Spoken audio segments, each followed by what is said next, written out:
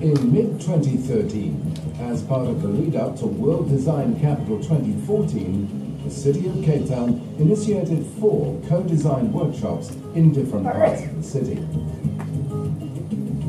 Co-design workshops provide a platform for communities, designers and the public sector to collaborate and find innovative solutions to address specific local challenges. These are initially identified by ward councillors as being among the more pressing issues in their areas. The City of Cape Town has set itself a target of engaging every one of the city's 111 wards using this process for World Design Capital 2014.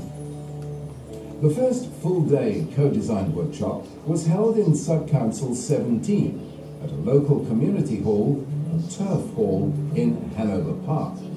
A wide cross-section of stakeholders participated, including the relevant line departments, councillors, representatives from community organisations, local residents, local businesses and NGOs. The challenge on which the co-design workshop focused was an open piece of land, formerly a sports field, but now a vacant site on the border between a light industrial area and a residential area. The vacant land was attracting illegal dumping and vagrants, creating a danger and a nuisance with fires and litter and petty theft. Councillors committed some ward allocation funding to activate the solution. The City Parks Department stepped up to project manage the first phase and match the funding. Participants were first given the opportunity to get to know one another by dividing themselves into groups based on their motivations for attending the workshop. Residents, business owners, designers, city officials and other stakeholders briefly introduced themselves and were asked to ally themselves with one of 4 possible definitions of the term design thinking and to explain their choice. Breaking into small groups, participants were asked to reflect on what made them proud and what they regretted about the site. Following some discussion, each group presented their top prides and regrets during a plenary session. Feedback from the whole group allowed the facilitators to create a hierarchy of what people felt was most important to them.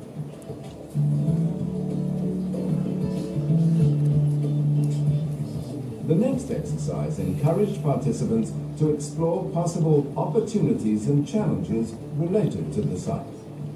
All those present were shuffled into new groups and were asked to brainstorm the topic and present their conclusions to the plenary.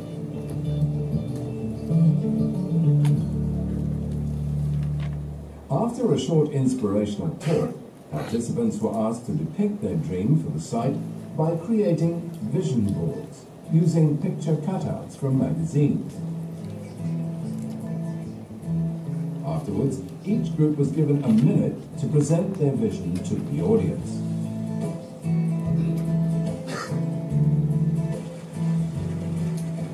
During the lunch break, participants had the opportunity to head out and explore the nearby vacant dumping site. Back at the hall, they were asked to reflect back on their ideas and start formulating design principles to guide designers and implementers down the line. These principles were recorded on cards and presented to the plenary, generating a powerful set of guidelines based on real needs. After the final shuffling of groups, the team started to build physical scale models of eco-parks. Each group was coached by at least one designer. A variety of model-making materials were used, such as cardboard, polystyrene, Play-Doh, and leaves. The models were built on top of satellite images of the area, which served to provide a sense of scale and context. Groups were encouraged to interact with each other by sharing ideas. Although participants were free to experiment, they were strongly encouraged to critically assess their own work. After improving their models in the second part of the session, The final task was, once again, to review their own work and comment on another group's model using post-it notes.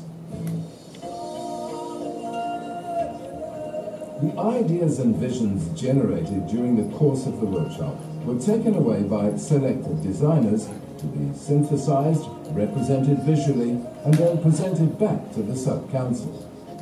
These concept designs will serve to guide future spending of ward allocation money, aid sub-councils to access other sources of funding, and achieve better collaboration between city-line departments.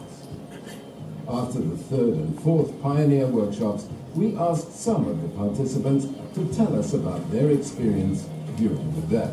I work with children, I work like the Park scenario, with seniors, with our love community, and what I've learned today, I'm going to take back to the community. And I thank World Design Capital for that. Thank you so much.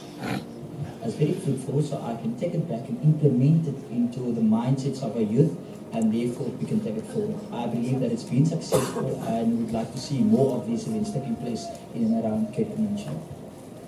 I just want to tell the government, keep on doing this, because I think this is what we need. We that work in the community, this is what we need, to go back to our community with positive thoughts and positive ideas. Today it has been a lovely day to be part of this workshop. I've learned a lot through sharing ideas with incredible people, learning about designing models and strategies as well. So I think it has been quite marvelous.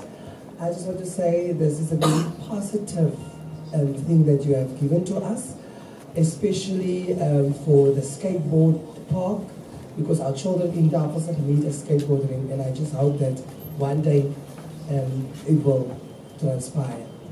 What is happening here will give impetus to our communities and will add lots of value to Visitor as a whole. So I take this opportunity in thanking the organizers that they could bring a sense of pride to the people of Richards Bay, making them instant designers, and hopefully seeing what they have designed today, that it becomes a reality tomorrow. Thank you very much.